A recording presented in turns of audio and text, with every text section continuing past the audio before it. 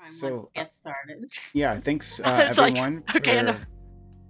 for being here, for helping out. Thank you to my audience members for stopping by, and thank you to my panelists for being around.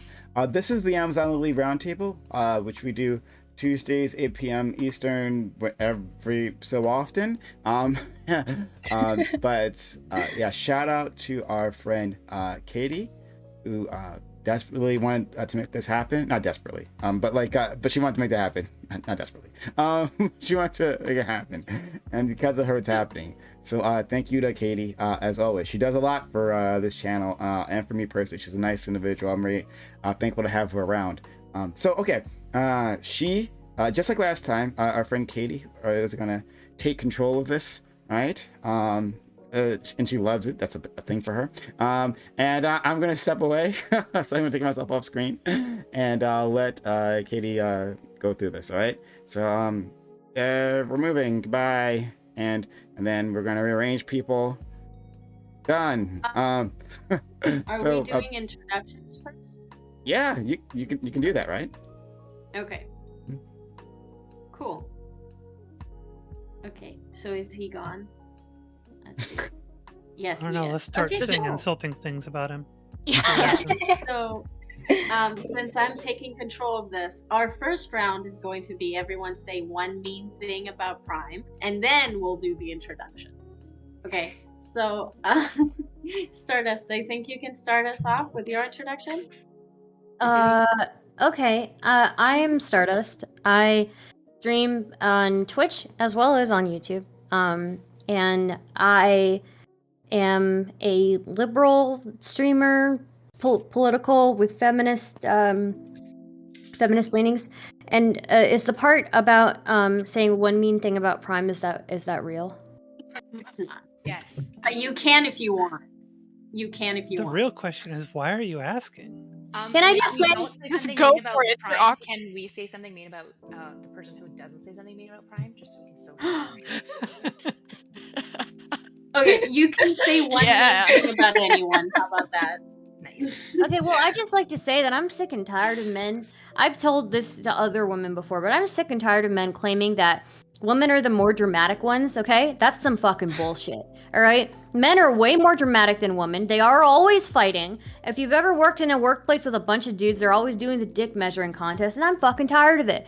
I think we've shown that women are better in studies, women are better in manager positions, okay? Women are better at a lot of things than men, and maybe we should just get rid of the men. Deport the penoids, man. That's what I'm saying. The penoids, okay?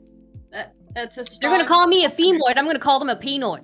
So, yeah. No, you got this, girl. You go, girl.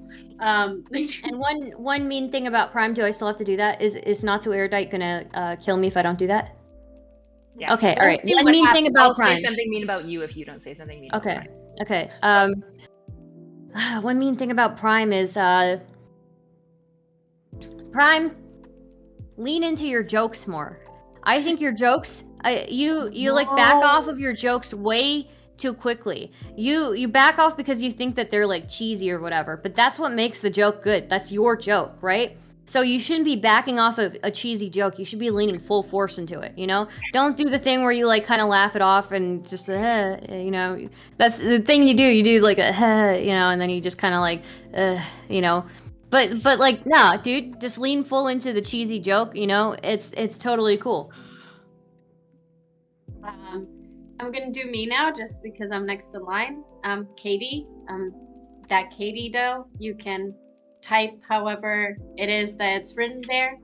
My one mean thing to say to Prime is stop making jokes. They're not good. Please, just don't. It's lean into your political opinions. Speak more, but the jokes, they can go. That's my opener. Erudite? Hi, yeah, I'm Not So Erudite. You can find me anywhere under basically that name. The mean thing I'd like to say, I'm gonna confuse the fuck out of this poor boy. I would say the one thing that I would like to say that's mean about Prime. He's one of the loveliest humans. You know, he's boosted my career, he's been super supportive, brings me onto panels. Great guy. Dog shit political takes though. Oh. Okay. We're Also, One having Piece is only meh. That's the other main thing I want to say. Okay. Zonia? Hello, I'm Zonia. I am a far-right men's rights advocate, and I don't stream much these days, but occasionally I do. And you can find me at Zonia Dead at Twitch, where I'll usually be saying disparaging things about women and trying to boost the egos of men whose penises are a little too small. And so today I hope to bring a little bit of that energy. And for my one bad thing to say about Prime is I can't believe that Prime has brought you on here, Stardust, the bear boinker. Oh my gosh. I uncovered today that Stardust is a bear boinker. She has a sexual relationship with Hank the Tank. And I can prove it. I've got evidence. Private information, Zonia, and I can't believe you would out me like this. That's right. Can't believe I'm you. sorry. I had to leak logs, but it was necessary. Stardust, So Well, how if do you're you gonna know? cancel me for that, you might as well cancel me for platforming everybody on platform now, okay? You're platforming a bad platformer. Can we just say, Stardust, your sexting game could be increased? Well, you didn't even see my sexting game. All I said was You in don't know what response. Zonia sent me in private. Oh, now you gotta leak them. True, I'll leak them. Unbelievable. Hey. Oh, if Today you're is done, chaotic. I am, yes. Zonia. Bear pointer. So I would like to heavily disagree with Zonia. I'm the social climbing socialist. You can call me Cyrus. You can find me on Twitch. I'm actually a socialist, unlike Zonia, who's a filthy liar. But I think you're just wrong. I ship Stardust and Hank the Tank. I ship it. All of that's good. You need to kick her off because she's just a filthy mashist. It's gross. Mashed potatoes are not a good food. You don't And, even know what I'm mashing. I know. Oh. I was calling it mashed involves- potatoes and blood sausage. It involves cans. Okay, well, you weren't supposed to tell the secrets of the coven, but okay, whatever.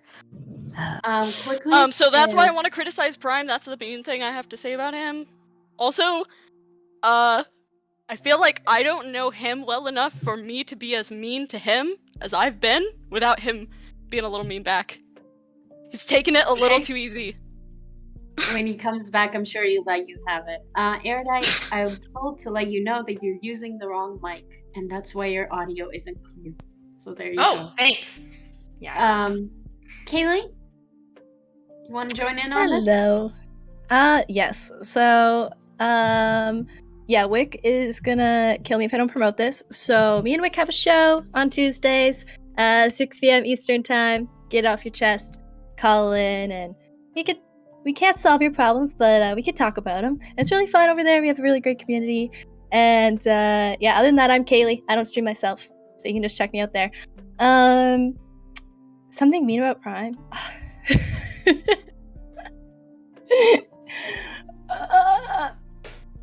I'm really bad at being like straight up mean. I think that I think he could use more jokes just to confuse him a little bit more. I think that we need more jokes from him, specifically like dad jokes, because I find jokes that are not funny to be 10 times funnier. And also it'll make Katie cringe, which is also funny. So it's like a win-win there. You people are cruel. Okay. Okay. So we're getting into it. So topic 1. Are you handy? When was the last time you hung a shelf? Changed a light bulb? When was the last time you changed oil in your car? When was the last time you asked someone else, specifically a guy, to help you do that? It seems women generally engage less with tools related to handwork, know little to nothing about the cars they drive and how to maintain them, while men seem to generally be more well-versed in those topics. Why do you think that is? Stardust? I think a lot of it has to do with just like the conditioning, social conditioning that we do when we live with the opposite gender, just like tradition that's passed down. As far as me personally, I didn't really grow up, other than my brother, who's been out of the house for a long time. I didn't really grow up with any males around. So I think I'm pretty handy. I generally, when it comes to car stuff, I'll still go to somebody and have that taken care of. But like when it comes to like doing stuff around the house, like hanging up shelves, light bulbs, yard work, like these are things that generally I can handle. So yeah. Okay, Erudite. When it comes to like me personally, I grew up like working like ranches and farms. So what I'm handy at is probably like different. Like I can't do car shit, but also I live in Alberta, so like every second dude you meet is a mechanic. So you just, I don't know, I don't feel a need to be good at car stuff when I can just like pay somebody. But you know, like I can like fix a fence pole, I can like set up barbed wire, I can, you know, drill things and do all that like basic stuff. But yeah, I would generally say like women are more socialized not to be handy than otherwise. But I think like basic things like light bulbs and shelves is like, you can just Google it. And I think most women are intelligent enough to Google that on their own. And car shit, to be honest, I think isn't like handiness as much as like a very esoteric, unique skill set. And I'm totally fine paying somebody to cut my hair and paying somebody else to fix my car. So yeah, I don't view that as like a handiness skill. Sonia?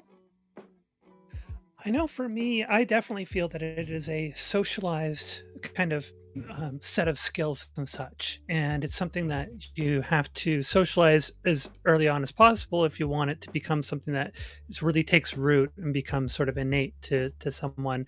And I know for me, I was socialized, to be a boy when I was younger. And so my father wanted to teach me all these things. But I also gravitated a lot more toward what my mother was doing, and I was really interested in gardening and cooking, which are things I still very, very much do a ton of these days. I have a massive garden and I cook a lot, and I enjoyed doing a lot of things with her. But I also got a little bit of my father's skills. I didn't really pick up a lot of them because I often would veer over to what my mom was doing and kind of pay attention to what she was doing. But I picked up certain handy skills from my father as well. So I've got like a little of both worlds that allow me to do things like fix things around the house and such. But I'm not nearly as handy as he is. I never picked up skills like woodworking and crafting, stuff that he does, metalwork and stuff like that. I was never able to really pick those up or become all that interested. But I'm able to do things like replace, when I had a light switch go out in my house here recently, and so I went to the store and got that swapped out, and I know what to look for. Can do like basic repairs, and I picked up electronics from my father as well. So I'm kind of like somewhere in between and picked up a little of both. And the skills that I like enjoy the most, though, tend to be the ones that I learned from my mother, which would be like the gardening and cooking, for instance. So I definitely think there's an element of socialization to it. And the earlier on, the more likely you are to pick up on these things and make them become very innate to you and very enjoyable and natural to you. And I think that I definitely sort of represent that experience. Cyrus? Cyrus? I think you're muted, Cyrus. Oh, that makes sense. Thank you. So on a personal level, nowadays there's a lot of stuff that I can't do physically, because of like disabilities, things like that. But I definitely look back at the way that I was socialized, and I know that there was so much more that I could have done that I would either like freeze up from doing, or like I felt kind of discouraged from doing it because there was always like my dad in the house and my brother, and my dad was always focused on my brother like learning these skills, and I was just kind of like, I don't know, not very involved with it, or like not encouraged to be involved. And it's a bit like silly because, I would do classes related to these things. I was studying like engineering for a little bit, like civic engineering, and then at the same time, I couldn't do basic stuff. And I still can't. There's definitely a lot I still can't do. That's pretty much it as far as, you know, I think we're all in pretty much agreement. Like, maybe there's some preference, some like ingrained thing where men might slightly be more inclined to these topics because of like different ways that their brains are structured or whatever. I don't think it's super helpful to focus on that. I think that when we talk about these issues, it is more helpful to understand like the socialization aspect, because that's the stuff that we can control. Okay, Kaylee? That's really all. Oh, sorry. Yeah. So, yeah, just thinking back to like what I was taught and how I grew up is I never really felt any pressure of like activities-wise, like certain sports or whatever, like about necessarily like boy and girl things. But when it came to like chores and stuff like that, you know, my brother mowed the lawn and I cleaned the bathroom because I had a period, and my brother couldn't clean the bathroom because he had to empty the garbage and it has period stuff in there, and that's gross for boys to do, right? And I'm a girl, so maybe I can't push the mower the same or whatever.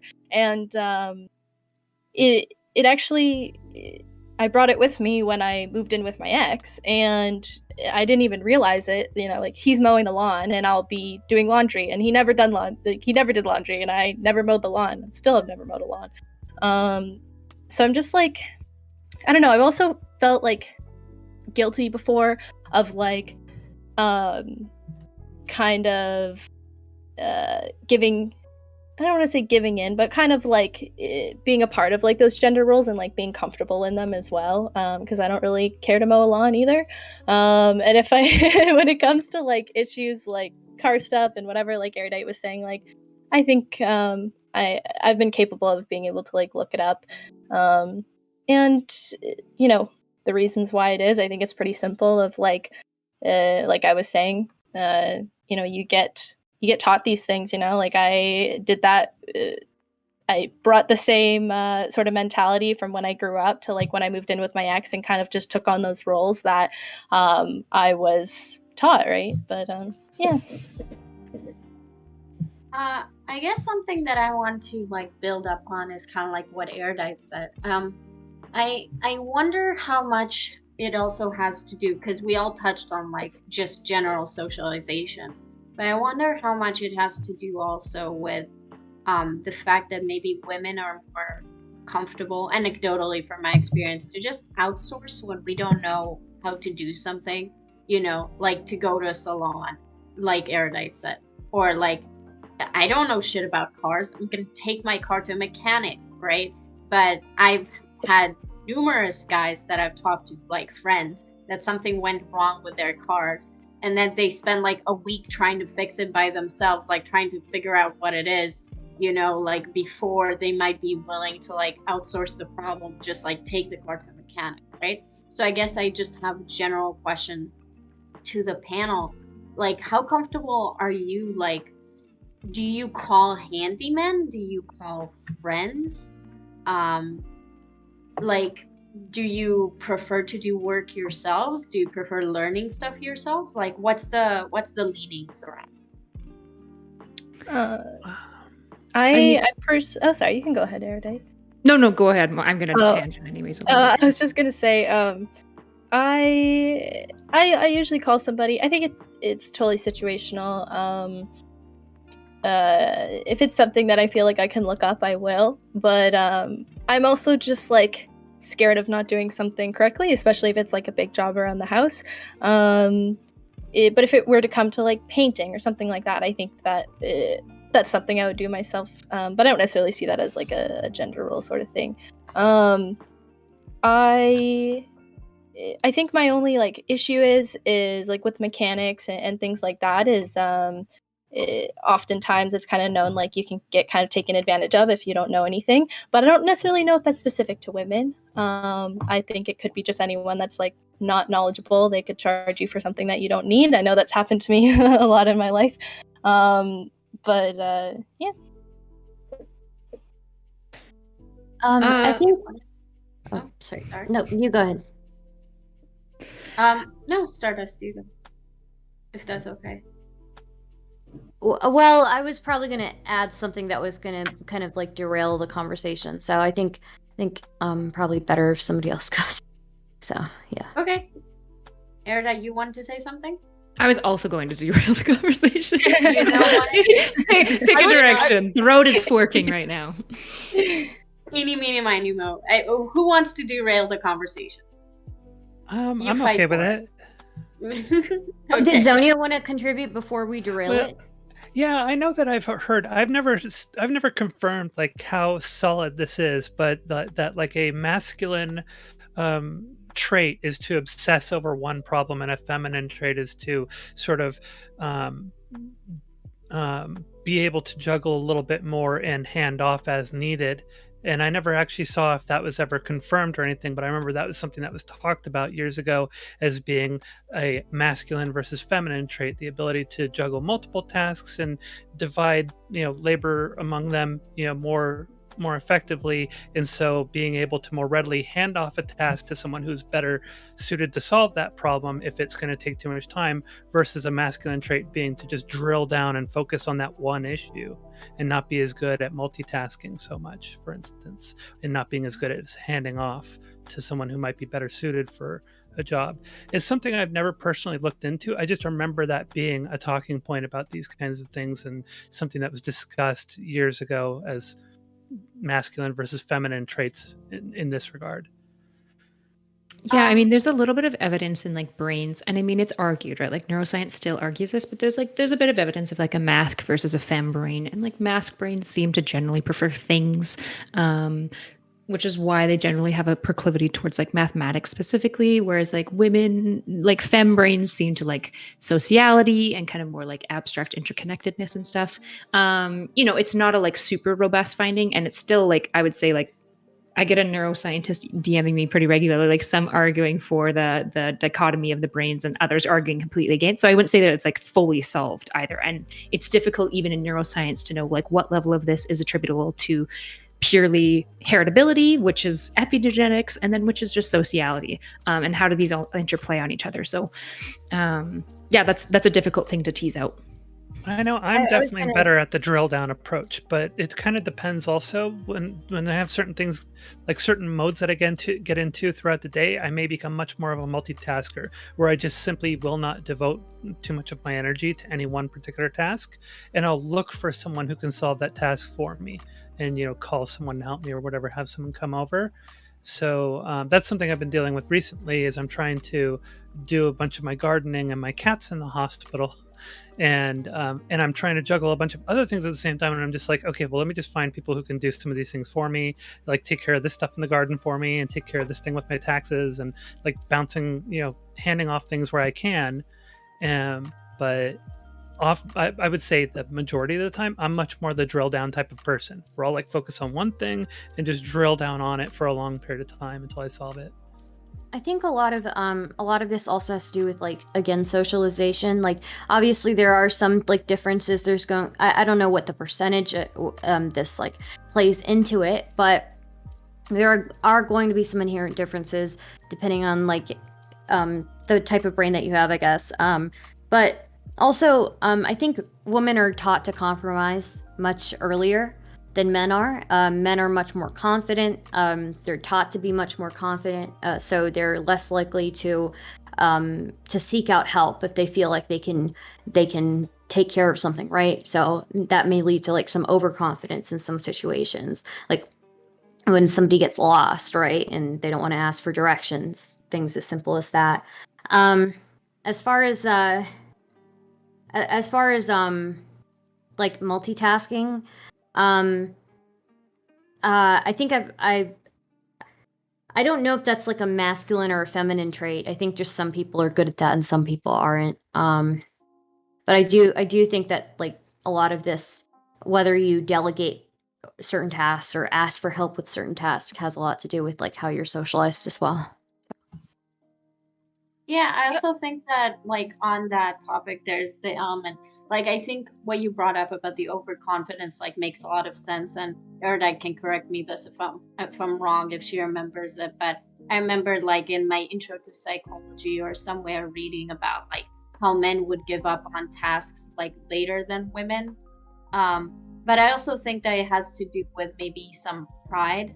So, you know, it could be like overconfidence or just like a more lack of um willingness to just be like, yeah, I don't know how to deal with this. I'm going to just like admit that it's probably better off in someone else's hands as well. I would Um, argue the socialization for men is actually like more so that like we teach men. So there is some decent evidence that boys, when they're being schooled, are encouraged to just try and try and try again. They don't really get help, whereas teachers are much quicker to help young girls. So there's this element of like men learn that they can't always ask for help.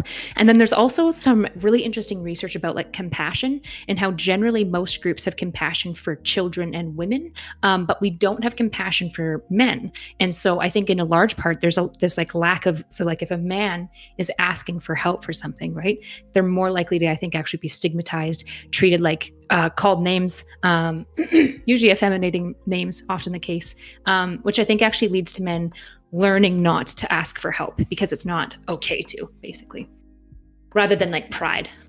Agreed. Like I wanted to kind of like tie this back into I feel like this is a type of privilege that femme presenting people have, right? Like I was, you know, socialized to be femme, and you know, this conversation kind of made me realize like I don't even have to like ask usually to get these things done.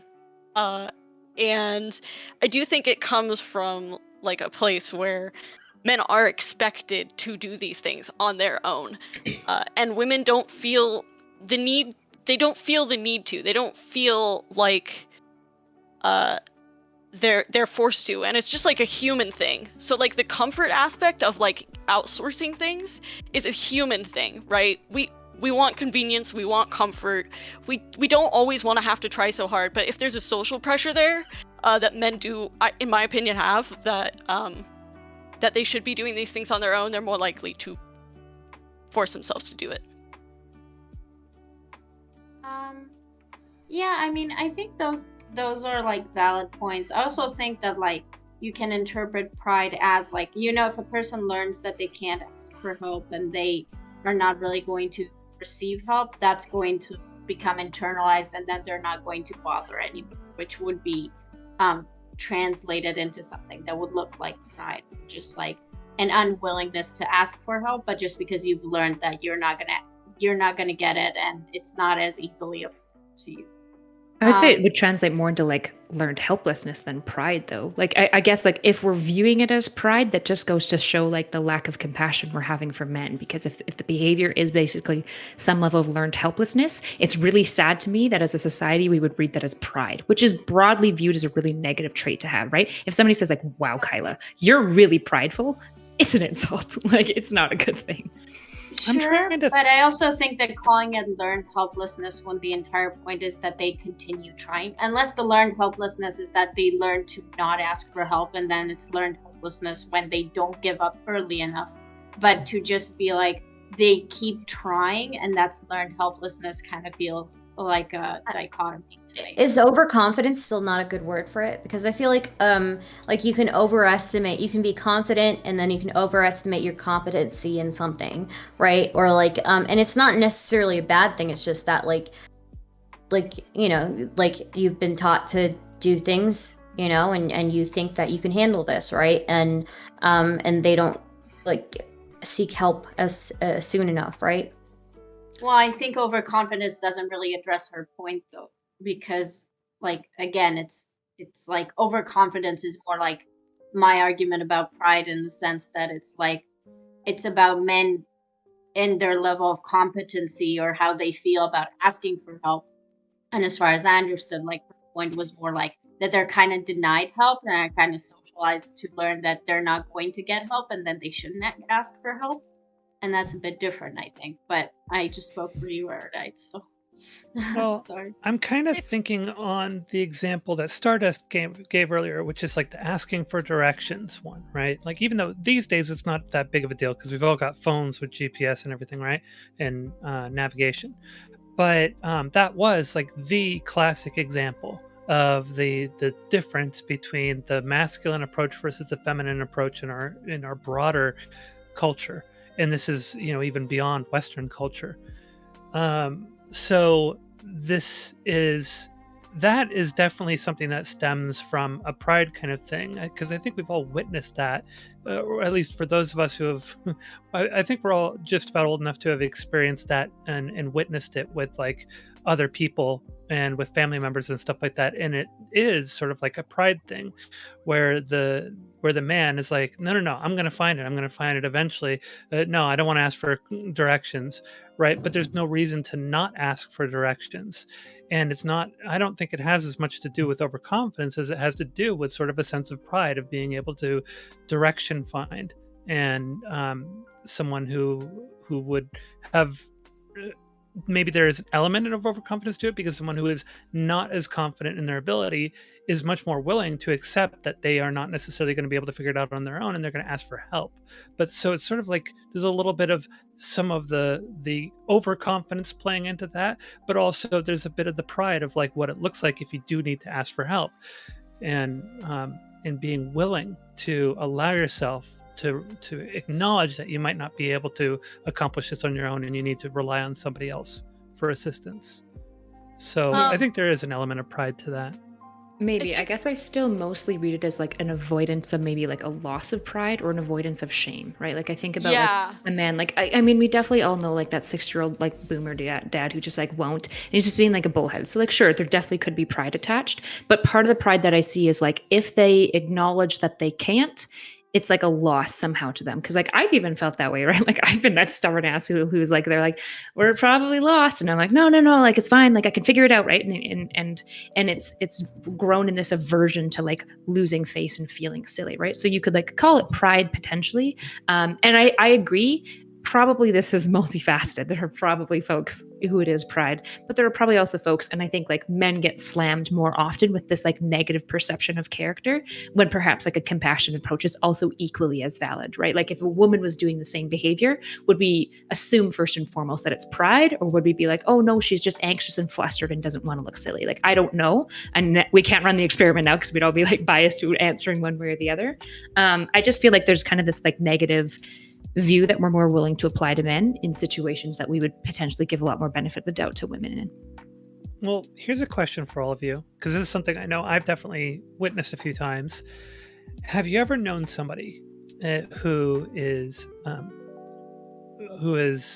masculine, who has been determined to fix problems in their house, like handyman type stuff, as we would say, or handiwork, but didn't have the skills to do it, and so inevitably ended up causing more damage or breaking something or doing things incorrectly and kind of making things worse?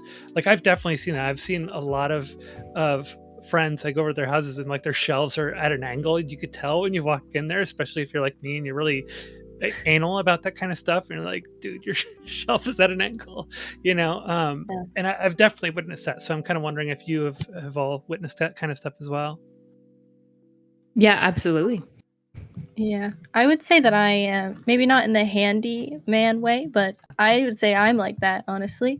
I definitely like try to do things myself in general, and I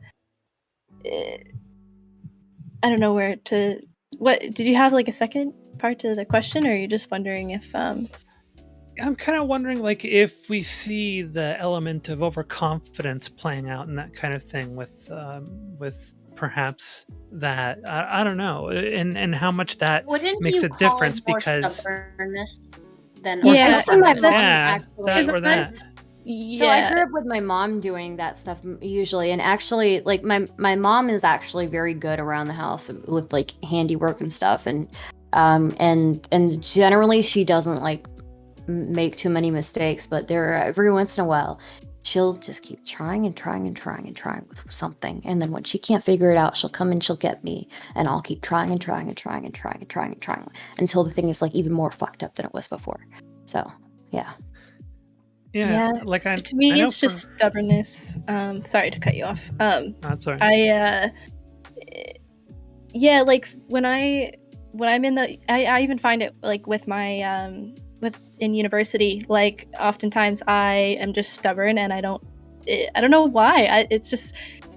It's hard to know like where that came from. I think because oftentimes when I do ask for help, it just didn't work for me, and so I'm like, I'm just better off doing it myself. And it's just kind of pure stubbornness. I don't know if I taught it to myself. I don't know if it's because I've had some bad tutors in the past or what.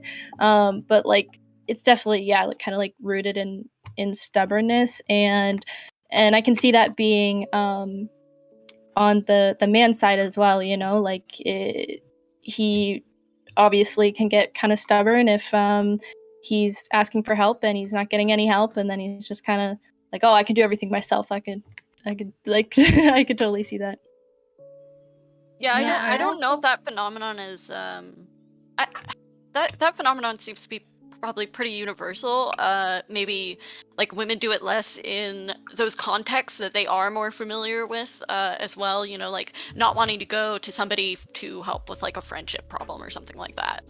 I could see that being more common. It's just I would almost like rather people do that kind of stuff though. I think there's something good about developing a mechanical mind and the way that I don't know, it just an intuition I have is that it would be helpful in seeing the world differently and like expanding the way that you view things if you can, you know, at least attempt those like mechanical things and have a little bit of stubbornness, you know, like don't go overboard, don't ruin your house, please, but just a little bit, you know. A crooked shelf is not that big of a deal. Yeah, I feel like the like relentlessness of like asking for help, I see it more in like kind of the classic like old Protestant culture of like some frugality. So like part of the like unwillingness to call for help is like, I'm not paying no plumber, and you're like, Dad, but it's like spurting water everywhere, right? But also like that Protestant work ethic of like, I'm a better person if I can just do all the things and accomplish all things and rely on no one, and I'm just such a hard worker that like I can fix all things. And I honestly feel like I see this like stubbornness that we're talking about pretty equally among all types of genders. It just happens to be more so boomers, like just older individuals or people who are like still pretty wrapped up in more of a Protestant work ethic and Protestant like work value in general. I don't know if I'd attribute it to one gender more. I just think it expresses in them a little bit differently. Kind of this like stubbornness and unwillingness to like ask for help. Yeah, which is kind of deviating a bit away from the handiness, I suppose. So I apologize. I kind of agree with that, though. Like that's where I was kind of leaning when I was listening to you when you guys respond, because like I see it these days, there's not as much need for handiwork for a lot of people. Like the ability to be handy around the house is kind of dwindling, you know, skill set. But for those who do it, it seems to me a lot of it comes out of a combination of both like, oh, I think I can do this and I'd kind of like to learn about it, as well as also being practical in many cases, because a lot of people, especially younger people, can't just go and spend a bunch of money, you know, to have somebody else and come and do jobs for them and such. And especially if you're living in like urban areas, like cities, and you're on the coast and such, things are more expensive. So that's my experience around here. I live in Silicon Valley, and so they kind of do a lot of the things themselves. And so I get to see sort of a combination, and it doesn't seem to make a difference, masculine or feminine. They all seem to have very similar approaches, where it's like, oh, I'm pretty sure I can do this, and it would be kind of fun to learn, you know. And they pull up something on YouTube to learn about it, and then they do it, and at the same time, it's also practical for them. It's more cost effective for them. So that's kind of where I see it. It's definitely, there's a very different way of there's a very different, as you would put it, work ethic between boomers and everybody younger than them. Out of curiosity, oh, go ahead, Stardust. Oh, it wasn't me. Oh, who was it? Sorry. No, it was me, but go ahead, Cyrus. It's good. Out of curiosity, like not so erudite, do you think that to an extent that sort of Protestant work ethic, I know it can be pretty like extreme at times, but do you think that that's something kind of important that we've lost more recently in younger generations? I think with most things like cultural ideologies, like usually some level of balance is valuable, right? Like we absolutely want to validate people's feelings too. Like that's a new cultural ideology that's more popular with younger populations, but it can also go too far where all you do is validate problems, feelings, and you never move on to like problem solutions, right? And so like with Protestant work ethic of like working hard, I think it's a thing you can value. I think it just has to be taken into. The issue I have with Protestant work ethic is the morality that's attached to it as well. Like you're a better person if you work really hard. Like you're a better person if you break your body for your workplace, right? Which is more common amongst men because men do often more labor jobs as well, right? So it's like, I'm a good person because I blew all my discs and I still go to work and I've never seen a physio and I took 2 days off of work even though I have PTSD. And it's like, holy shit, like relax, dude. And I see women do the same shit as well. They just don't work labor, so they break their bodies a little bit less often. But just in general, the moralization we've attached to it, I think, is a problem. I actually still see it pretty commonly in the younger generation. And when I see younger folks that reject that, they reject it without seeing any of the wisdom in it. So they just like reject it wholly. And then they're like, fuck it. And they just like want to become like hermits and stuff like that. And you're like, well, like something in the middle is probably a bit more of a reasonable approach to like a work ethic, right? Man, I've definitely overworked myself in like tech in as an engineer, and my health is absolutely taken a hit because of it. And it doesn't really come like from the like consciously from the Protestant work ethic, but I did grow up in that kind of era. So that was the culture that I grew up in, and I just kind of moved in that direction automatically and worked crazy hours and such. But yeah, I don't know. We've definitely derailed if we're going in this direction. But I feel that there is a sort of a healthier way of looking at work ethic and life from younger generations. Like when I look at younger millennials and kind of the way that they've often situated themselves, they live simpler lives, not as many things around them to collect, and they live in they have they've sort of prioritized certain amenities that they prefer, like having house plants or something that gives them a little bit of something to obsess over, that's a hobby but that isn't super expensive. And so it's like there's a little bit more of a balance of like going outside more and just doing things that don't cost money and doing things with friends. It just a little bit more of a healthy balance, I would say, that younger millennials have. I'm not too sure exactly, like with Zoomers, it's very different with Zoomers, but with millennials, that's definitely the case. So I kind of like that balance. I think it's healthier than what I grew up with and what my parents were doing. Everything was so like full bore one way or full bore the other way, right? Yeah, I mean, I've seen it replaced in younger generations with just like, we don't call it the work ethic because like younger generations just like hate anything tied to Protestantism at all. We've just changed the language though. We haven't changed the ideas. We just call it hustle culture, right? Hustle culture is the same shit though. You're still morally attached to how much you work. You still think it's a really good thing to work like 70 hours a week. And your self-value is entirely tied to your output. And I know this personally because I am extremely a workaholic. I absolutely tie my sense of value to my output. And basically, if I make products and they don't do super well, I basically view myself as a bad person, right? So like, I'm not trying to speak from like this podium of like judging others with this work ethic. Yeah, so I still see it pervasive in even young cultures. It's just the way that we do hustle culture now is different. Like boomers valued like 9-to-5 jobs and then overtime, whereas it seems like younger people value things like diversified income. So rather than like working a 9-to-5, they might work like multiple part-time jobs and then also have like a side business or get involved in like, if they're really going wild, like Forex, which is terrifying to me, or like Bitcoin and stuff like that. So they'll get like involved in like stock trading. But it's kind of the same mentality. It's just like different in how it's playing out in this culture. It's more tech savvy. That's Yeah, a fair point. I think a lot of the stuff that Zonia was pointing out too were like kind of focused more on like the material outcomes of that work ethic and less like the morality tied to it. With hustle, I don't know if hustle culture has that same type of morality. I guess it's always going to be different, right? Because it is not religious.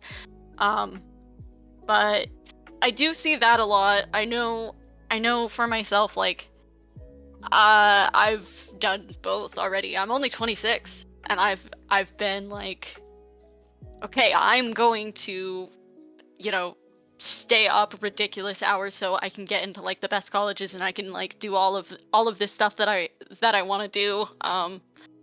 And then I've gone like withdrawn, kind of like I'm sure you like know what like schizoid PD is erudite, or but a lot of people know, but it is like that hermit thing of like there's just no point in doing this, and I've like had to consciously reattach myself to ideas of like there is something good about working and productivity, but it's not everything, right? It's not all that you are. Yeah, I think there's it's also, I think, kind of differs between like American or like within America like work ethic versus something more like in Europe, where like jobs and like the general regulation around work are a bit more strict, so there is more of a separation between like your personal life and work, and like hustle culture, I would argue, is like less relevant because you can just have a 9 to 5 and like make it life in a decent way. Like you don't have to have an extra job and like an extra like part-time job, and it's also like less pervasive into your personal life, into your personal time, and then you can have a job that is just like there to supply for your hobbies, for your life, so your job isn't your everything. You don't have to. I mean, I think even in Europe, like one of the first things that people would say is like, okay, what do you do? But it's kind of like after you talk about what you do, you kind of move on to other things like what's your hobbies, what's your clubs, stuff like that. And I think the general like, and that's very generalized, right? But there's a general, really strong tie, like Erudite said, to like your job. But for older people, it really did. It's not like that for the younger generations at all, I don't think, anymore, because we've kind of distanced ourselves from that. Because it's hard also to have a tie to a job when you don't really have a job that you're proud of. You're doing like part-time in like 3 different spots. It's not like flipping burgers might be a prideful job for someone, but for most people it's just like, nah, it's a job, it pays the bills. It's not like something to get excited over. I've got a quick side thing. Chat is saying that they're hearing the intro music, or like the Prime didn't turn off the background music, so I'm not sure if that matters all that much. But I know normally when we do the panels, there isn't any background music. I would just like to point out that Europe is not a country. It's in fact a continent that has multiple countries in it, like at but least Africa is 5. a country. Africa is a country, but only because Asia is a bigger country, so it's like Maybe to steer back slightly towards the handiness conversation. One thing that I think is really interesting about like hustle culture and grind culture and Protestant work ethic or whatever, and this tying, because I wouldn't say for like Protestants, it wasn't so much about money, at least not explicitly. It's typically about like contributing to society. And then I was like, and I got money, right? Whereas like now it seems, at least with younger generations, there's a bit more like openness about like, woo, like hedonistic and money, which I guess I can appreciate the more direct honesty. But it's still like the value is tied to like contribution to the GDP, right? Like it's still like somewhat based around money. And I think like, one thing that's really different between like traditionally mask occupations of like labor in society versus femme contributions of labor in society is that most mask contributions are monetized. They're labor jobs, I'm not going to list them. Whereas a lot of femme contributions of like traditional labor, like raising kids, domestic stuff, is deeply undervalued. And so like, I don't know if we want to go into that, but at least it ties slightly more back into like the original topic of like handiness and like. How is it? How is it undervalued exactly? We don't pay moms. Like we don't Oh, quantify being a mom. We don't quantify being a stay-at-home mom. You Just can't put it on your resume. Yeah. And there's not like a housewife market. Well, even if you Homemaking tie that market. back, We pay teachers poorly. We pay nurses a I lot was less. gonna Those say, are more femme daycare jobs. workers. Yeah. Daycare workers get paid very, Require very less poorly. education. Yeah. And that's a whole other topic. But no, yeah, that's very true. Yeah, actually, I didn't even really think about that because, you know, if you think about like construction and those sort of things that are a lot of the time very male centered, like those are pretty well paying jobs, and they're, I mean, like rightfully so, they're doing a lot of work. But yeah, then when you think about it the other way, it's still like labor, and like I know I worked in a daycare, and it was a lot of labor, and it's a lot of mental work as well. And I wasn't. The only reason I don't do that now is because you don't get paid very much at all. So Yeah, and only it's. thing Oh, go ahead, Sorta. Sorry. Yeah, the only thing I would say about construction work is that it is pretty dangerous, right? So, and a lot of people end up like not being able to do that for the entirety of their careers because it's just so labor intensive. So there is that, obviously. And yeah, that's what I'm saying is like those, I don't think that they should be paid any less. I just think that the classic, everyone should be paid more. But yeah, we definitely pay more for, like the dangerous side of things for sure. But is that the only reason why it's like, do you think that's the only reason why there's you get paid so much, or is it just like risk is a huge thing you have to account for in payment, right? Yeah. So when I've done addiction work, so when I compare my addiction work to when I've worked as like a nanny, I've get paid a lot more in addiction work, but it's a lot higher risk, right? Like I've had clients chase me with like weapons and stuff. And so they actually do have to account for risk typically in pay. So that I think that's a valid form of payment, like differentiation. Yeah. And also like long-term risk to body. Like unfortunately, there's no accounting for like mental health draining, right? Because I think a lot of like what Zonia said about like tech, right? Like, yeah, Zonia didn't like break her back sitting in a chair, but I imagine it was not super great for mental health a lot of time, especially because we know how wonderful tech companies are around mental health. Yeah. It's bad for my upper spine. Yeah, that too, like posture and stuff like that. Yeah. And so they have to account also for like longer term, like, if you're going to be a construction worker for your whole life, you're going to have to retire at some point because your body's going to be too broken from the labor itself. And we also don't account for that in like maybe like high stress, more emotional landscapes, but it's tricky, right? Like I've worked with men who've done construction their whole lives, and then they started working at like a child related job with me, and they're like, this job's fucking amazing, it's so fun and I love it and it's so easy, and they're like, it's tiring but it's so fulfilling, right? And so there's like this trade-off of like, I would honestly take being a nanny over construction labor. Like pouring concrete sucks, let alone like we have to talk about like how fucking heavy half the shit is. I can't lift it.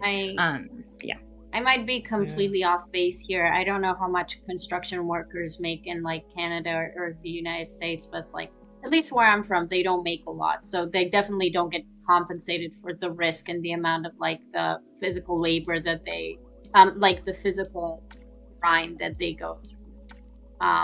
Like I think maybe people who work on oil rigs like get paid really well for what they do, but generally construction workers don't seem to get nearly as much of the compensation as they like probably should get, and it's kind of again this problem of like even jobs that are like high risk, sometimes we don't reward, and yet CEOs, people who do stocks, all that kind of crap, they get lots of money for sitting in a chair and being on the computer, because we just don't value work that way. So I just wanted to like interject on that because I think that's an issue. when it comes to risk pay, it depends on the industry. Like, it's very industry specific. So like in my industry, I actually used to do this when I was younger. I used to take these high risk jobs that were in like hotspot countries and stuff, working for a private security company. And your role was like, you were trained how to basically understand that you're a high value target as soon as you leave the country and as soon as you enter into this area to do this work. And they'd have like hire mercenaries and private security and stuff to keep us safe, but it was known to be high risk, and the pay was huge for these jobs. Just doing one of them was good enough to pay you for an all-star vacation for the year, and then some. So I did those early on when I was younger, earlier on in my career, because of the fact that they paid so much more. And so it's very dependent on the industry. Like, some industries are very much going to pay you based on risk, especially if the risk is optional in your career. So if you're doing a particular job, like I could have not taken the high risk jobs and still continued with my normal salary and normal bonuses, doing all the domestic stuff that isn't high risk, but they needed people to go out to do these other high risk jobs. And most people, or a lot of people, would be like, I got a family I got to worry about, and I don't want to risk taking my wages away from my family or something like that. So those are the kinds of jobs that will get rewarded for the high risk stuff. It's very specific. And I think normally, like a lot of industries that are just innately high risk, oftentimes they're not well compensated, or not significantly more compensated, like the police, for instance. The police do get paid pretty decent, like baseline salary, and depending on the state, sometimes the what do you call it, their retirement is pretty decent, like here in California. But really, it's not that significant unless you're working like double, triple time in the last year that you're a police officer, and you retire out at those numbers, and then you get that salary for the rest of your life after retirement. So even that career isn't really that highly compensated for how much risk it is, unless you know how to really milk it, and you put in a lot of excess time to do that. So a lot of high risk careers, just that are baseline high risk, aren't really significantly compensating you for the risk, I think. It's usually when it's optional, when the risk is optional and they need you to do an extra special job, where you're putting yourself at risk that a lot of other people already in that same field wouldn't do.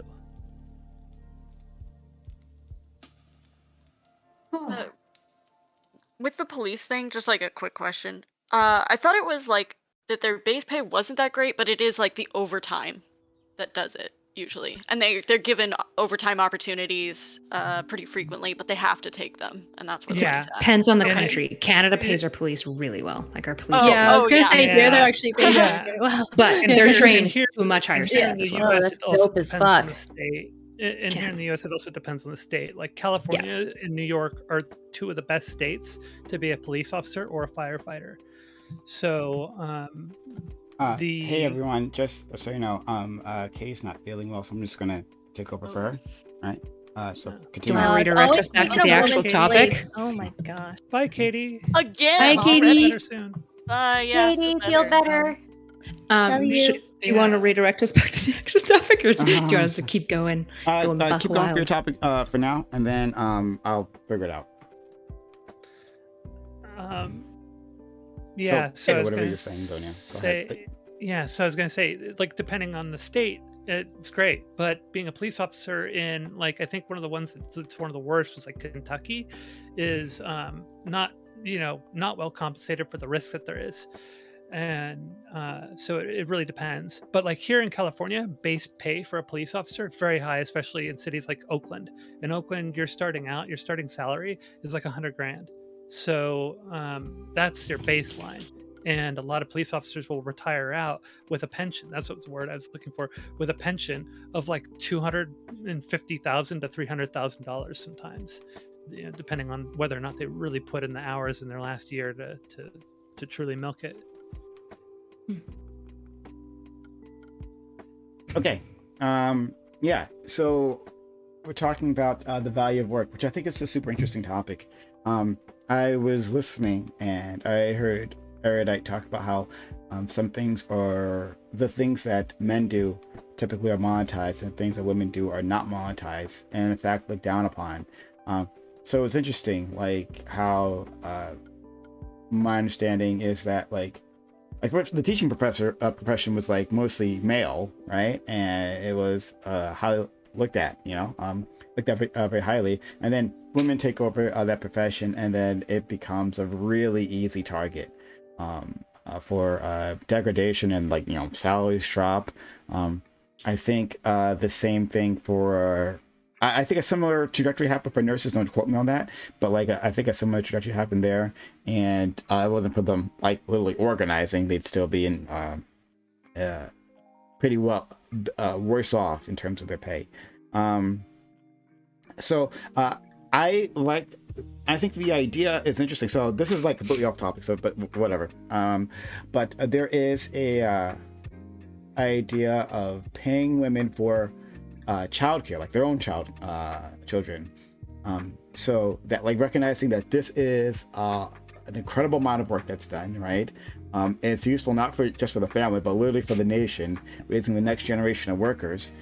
What do you guys think about that? Like, would that make sense to you? Like every person who has a child, yeah, it's just a paycheck. Are we going to get into the UBI conversation? Because I Yeah, fucking love universal basic income. Yeah, I'm here for it. UBI I don't know and enough renormalize about it. like people staying at home to raise their kids. You know, Either I one. agree Either with that. Don't- I We agree can with abolish the that. school system. I don't know much about the UBI idea. I do like us incentivizing raising kids again, incentivizing providing our own child care, things like that. I think that's not a bad thing. If you're able to do that, that definitely should be an option available to people. And definitely like paternity leave for both parents is also incredibly important. Like, so there's bonding time for both parents.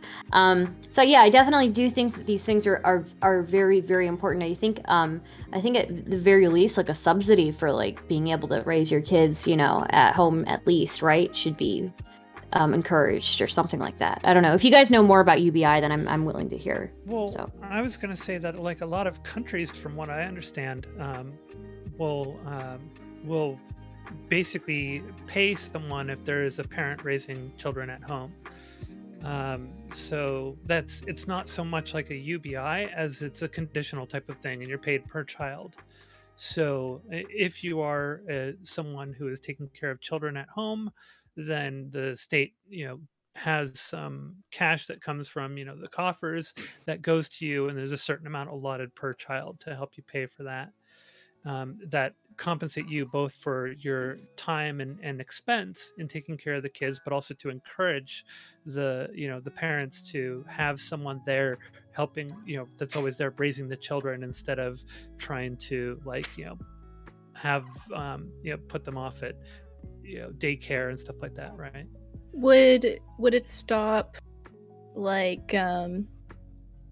before would you get this money until they enter school, or is there just the first few years, 1 or 2? Well, school is obviously not year round in all countries, and so you're going to have on and off periods, as well as you're going to have on and off days, and not all work days necessarily align with all school days, depending on the occupation and depending on the holidays and countries and stuff like that. So you probably want to just pay it all year round to just encourage that. Maybe you could do something like have a reduction for days that are work holidays or something, or a reduction for days that are school occupied. I don't know, but it kind of seems like it would be too complicated if you do that, and too dicey, and it would be better just to have a flat payment that occurs all year round. Yeah, if you want decent resources, I would say Andrew Yang spearheads it politically the most, and he's got pretty fleshed out ideas of what UBI would look like, but it would be less about differentiation. So it wouldn't be paying you just to be a parent. It's UBI for basically, I believe, everyone over 18, and then there are certain things you can do to have your UBI removed. For example, if you do a crime, you lose your UBI while you're at jail and stuff like that. So it creates a bit of an incentivization program as well. But it also allows, for example, I don't know what your guys' disability program is like, but at least in Canada, we have a program called AISH. It's basically the same thing as disability. It's really, really difficult to get on. It's like, I've done it with clients a couple times. It's like 30 pages of paperwork. You need like several doctors. Whereas if you introduce a UBI, you have a bunch of people who maybe just recently get a disability or maybe have been in the foster care system, so they don't have family members around them to fill out the UBI with them. The AISH application, they can just kind of immediately be getting paid for. So UBI is a lot broader than just child rearing in and of itself. I just think the child rearing conversation lends itself to the argument for UBI, and I think UBI is just like inevitable at this point. So Agreed. so this idea doesn't necessarily have to be UBI, right? So you could have either no UBI or a separate thing like called UBI. So UBI, basic income for everybody, right? But beyond that, for this particular labor, right? Something for parents. Like, would that work? You think that's a good idea? One thing I wish the government did a lot more in general, and like policy that I really support, is using tax write-off incentives to promote healthy behaviors. So example, a mom taking or a dad taking maternity leave for longer than a certain amount of time, and then getting tax write-offs for certain like types of labors and domestics that they do within that, right? So if they are a stay-at-home mom and then they also enroll their kids in a bunch of sports and they also maybe volunteer regularly, they can submit these hours and things to the government to get like tax write-offs. So that way we're like incentivizing healthy behaviors. Enrolling your kids in sports, community leagues, stuff like that could be tax write-offs. And then, the problem with parenting is it's really hard to quantify and it's really hard to comparably quantify, right? Because a lot of people would push against this idea solely because if they find out that a parent who is abusing 7 children for 15 years has been getting paid the entire time as being a quality parent, would be really frustrated, right? And so like using it just for parenting payment is really tricky. But that's the foster care system. Like, that's the foster care system, right? A lot of people, to some extent. I mean, not all. And I want to make clear, not all foster parents are abusers. I want to be very clear. But like, there's some people, at least in the American foster care system, I can't speak for Canada, right? That there's a lot of abuse that happens, and you literally get paid for it. You get paid per kid. Yeah, I would be so much It's a more, really bad program, though. We don't want to redo it. We got to tear down that program. It's bad. Yeah, we've got to fix that however we can. And if UBI is helpful in that, like if people are, if they have a universal basic income that is just enough that they can stay home and just adopt kids, I think that would alleviate some of that as well. Because I have hesitation about incentivizing, like there's some level of tax write-off, there's some level of like women, infants, children, WIC, like WIC food services that I can understand and agree with, but I do get really hesitant about incentivizing people to have kids without necessarily incentivizing them to raise those kids in like a proper healthy manner. Yeah, that's why I'm more in favor of UBI, because like an abusive parent might be abusive because they're like addicts, but we wouldn't be really opposed to pulling away UBI from somebody who has an addiction necessarily. But we're at least not incentivizing people to like have kids, harbor kids, and also like motivated to keep them for as long as possible. Because that is a problem with the foster care system, is we do get foster parents who take in as many kids as possible to rake in as many checks as possible. And then they just like coach the kids into like not reporting them and stuff like that. So like I agree it's an issue, but I don't want to rinse and repeat that issue with a new system. So, and I disagree. Sorry, I'll make sure no one's hands up. If someone wants to jump in, let me know. I'm just engaging. So right. Okay. Yeah. I think that system is in place that I don't think it's the money that makes it abusive. I think the money is an incentive to continue doing it. But I think abusive people are taking advantage of that system. That you could have potentially a foster care system and it could work great, but like we'd have to care enough to screen people enough to make sure that they aren't going to abuse kids, check up more on them. Like we'd have to care about kids who don't have parents. We'd have to, but traditionally in our society, we don't care about fucking orphans, So I don't think it's the problem that the parents are being paid. It's not corrupting them. It's the fact that they're just terrible human beings. But beyond that, then ordinary citizens, it's not as if people will forget all the lessons of like modernized Western society, in which we don't have to like mass produce children for like for survival, right? People don't do that anymore. Like we recognize smaller families are better. And so I don't think this will massively increase the birth rate. Oh, I'll get paid, so I'm just going to have more babies, right? This is the thing that like Republicans use against welfare, right? It's like, oh, you're just paying them to have babies. And rather than saying, oh, we're supporting families, right? Like for wealthy women get to stay home, right? They get to focus on their children, and that's never a problem. But for women without privilege, right? Them staying home, them focusing on their children, and just happen to do so on the government dollar, that's a problem. That's an issue. So I think we should reverse that whole thing rather than keeping it like a welfare thing for people who need help. Everybody has it, right? A universal program for all parents anyway. All parents have it. Then yeah, go from there. I think universalization is good. I think when you start cutting certain groups of society off from like these welfare programs, like these things that in my opinion should all be pretty universal, there's issues. I understand that like it's a common like Republican talking point, and I would want to see like more data on if that's even possible to get on how this does like affect birth rates and whatnot. But it does give me pause, right? Like morally to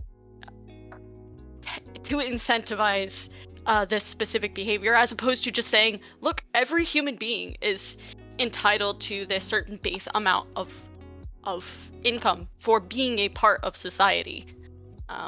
So yeah, it's why I'm for UBI though. Like I would agree with you, like this idea, what more or less what you're saying, Prime. And I think you'd probably agree with like the issue is like we don't really need to just be paying parents. Probably just in general, universal basic income is beneficial, because then it becomes actually like a little bit less politically charged, because you can't make claims of like, oh, you're just like paying them to have kids. Like you're being like, no, UBI is just for people. It's just for people in general. It's not parent specific, because I do think that you get into weird territory when there is incentivization specifically to be a parent. And if you think that people won't take advantage of it, I have to tell you, somebody who works with like addicts and moms, they will, right? Like if you have two options, which is having to go to work all the time when you're an addict and you can, or to have a kid and be guaranteed like a UBI, you're more likely to actually have that kid, right? Whereas if UBI was available the whole time, that individual is going to be less incentivized to have a child and potentially bring a child up in a difficult situation. Like I don't want there to be these weird incentives for UBI. I want it to be easily accessible to anyone. So I'm fine with a separate UBI. And then I'll jump to Sonia if you want to go next. Yeah, I'm fine with a separate UBI. I'm saying we could have this on top of that. But we can engage that later. Sonia?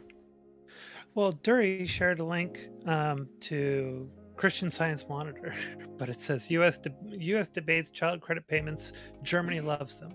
And there's somebody who, there's an example they're giving of somebody who's raising 4 children while working full time. And but what she gets is the German government deposits nearly 1,000 euros into her bank every month, which is the equivalent of $1,200. And the program is called Kindergeld. Literally means children money, and so you're compensated for your children, and this is something I've heard about before, which is what I was kind of referring to earlier. I couldn't think of specific countries at the time. I knew that there were some in Europe, and I couldn't think of which ones to name. But this has a couple of benefits, because one, we have a globally declining birth rate overall, right? And that's attributed to a number of different factors.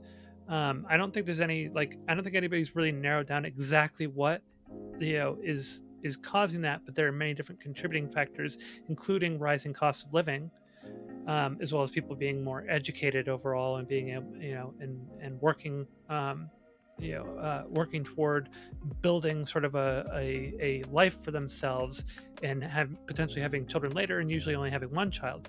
So this kind of a situation also encourages someone like a family to have children, I think, or it could help encourage a family to have children and to have them a little bit earlier because you get some compensation for it. And so it's sort of, it's solving a couple different problems there, right? And it's giving you the option of like not having to work necessarily full time because you're getting some compensation for it. Maybe having a parent stay at home, or having the parents to trade off staying at home for raising the children, etc., and encouraging having the children in the first place. So something that yeah, I'm really. Sorry, you can. Oh, I was just curious. I don't know too much about this topic specifically, but I'm just wondering if we're getting the UBI or the money per child, whatever you choose. Would we still get child support from a parent that isn't around, or could that be argued that the child is taken care of because they already have this money from the government? In general, I think paying per kid is a really bad idea because I think it does incentivize the foster care system where like the good actors are going to take like 2 kids in and they're going to treat them really well, but they're not going to get a ton of money for it. Bad actors are incentivized to take in as many kids as possible, provide the most minimal amount of services, and rake in the most money. What I want is a system that makes it cheaper not to have kids, but to make it cheaper to raise kids well. So like get tax write-offs for enrolling your kids in sports, getting a full tax write-off for using the bus, gym memberships, produce write-offs, right? If you want to send your kid to maybe like a school that specializes, say you've got a kid with ASD, and so you select a school that's private but specializes in ASD, give them write-offs for that, right? What we want to do is encourage parents to raise kids well, not just to have kids, because I think even though this idea of like just having kids and being paid feels good, the foster care system is proving to us that bad actors are willing to take advantage of this at the cost of fundamentally the kids, whereas a system that motivates parents to do well is probably just good for everyone on top of a UBI system as well, so that like moms are just getting paid. I don't know when it comes about like the child support. I haven't thought about it, is why. I think it's a really interesting question though.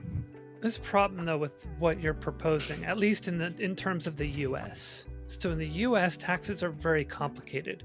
And so dealing with things like write-offs and dealing with, coupons and reimbursements and subsidies and such like that are something that unless you've got a CPA who can brainstorm all this stuff for you and manage it for yourself, or for you, you're going to miss these things. You're not going to know about it. You're not going to take advantage of most of them. And if you do, it's going to be super tedious and you got to keep track of everything.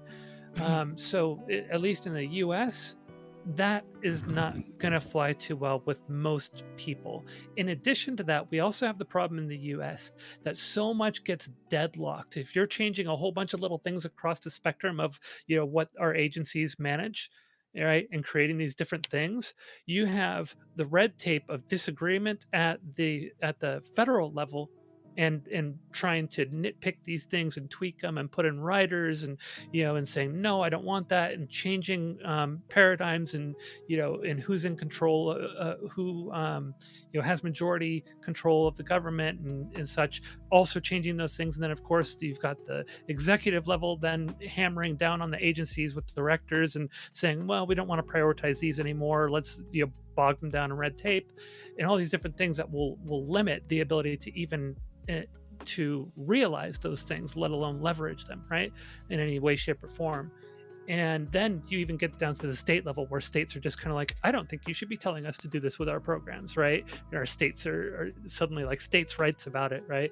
So that kind of thing works better in a different type of government and especially a different type of tax system than what we have here in the US, which is why I think you would have to make it simpler, flatter, and just 365, right? It would just have to be, you couldn't do what you're talking about and have people actually be able to leverage it in any meaningful way unless they have unless you accomplish all those things and the people have CPAs to manage it for them.